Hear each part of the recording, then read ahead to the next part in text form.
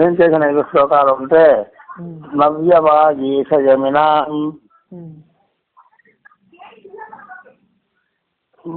నవ్యవాగీషయమినాం సుదర్శన విశేషిత సందేశో విశ్వసామ్రాజ్యం ఏఠయత్యేవ సంతతం. సందేశం అనేది విశ్వసామ్రాజ్యాన్ని వెలిగిస్తుంది బాగా.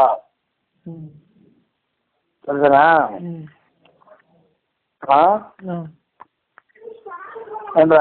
చెప్పండి.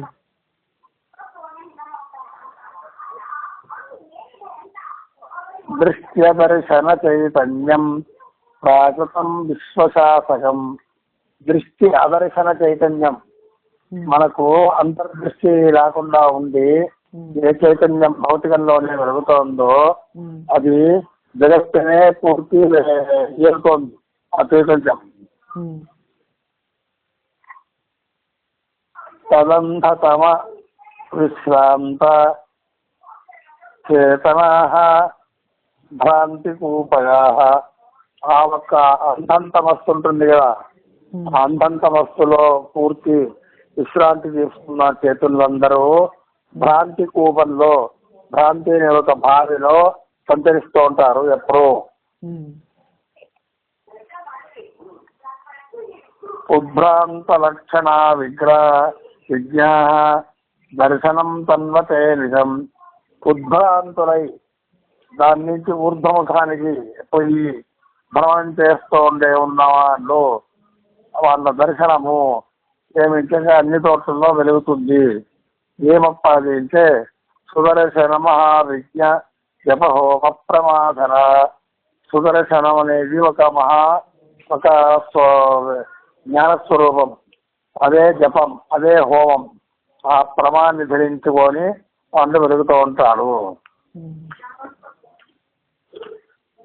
తచ్చైతన్య విక్రాంత భాసంతే చేతనా స్వయం. ఆ చైతన్యంలో నడుస్తూ ఉన్న చేతనలో స్వయం దాంట్లో వెలుగుతూ ఉంటారు. సుదర్శన మహాయజ్ఞం దర్శం ధనాతన. సుదర్శన మహాయజ్ఞం అంతర్యజ్ఞాన్ని దాన్ని చూస్తూ వాళ్ళు అక్కడనే సమస్థితిలో ఉంటారు. అవతల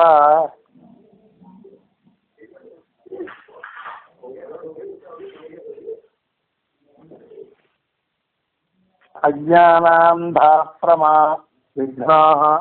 అజ్ఞానం అనేది ఒక అంధకారం, దాంట్లో ఆ స్వరూపాన్నంతా సంపూర్ణం నాశనం చేస్తూ ప్రమాదర్శా స్వయం ప్రభా. ప్రమను వెలిగిస్తూ ఉంటూ ఆ జ్యోతిని వెలిగించుకుంటూ స్వయం ప్రభలుగా ఉండి స్వస్థులయ్యి శాంతులయ్యి సదారాములయ్యి చైతన్యోన్మాన భావుక. చైతన్యంతో, విశ్వ చైతన్యంతో, ఆత్మ చైతన్యంతో ఉన్మనస్కులయ్యి దాని నుంచి ఒక భావన తెచ్చుకుంటూ ఒక ధర్మాన్ని సంపూర్ణంగా అనుభవిస్తూ ఉంటారు. ఇది నారాయణ స్మృతి అని రాశారు. సరిగుందా? చాలా బాగుంది.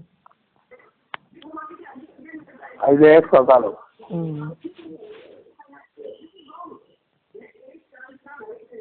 ఇట్లా రాసి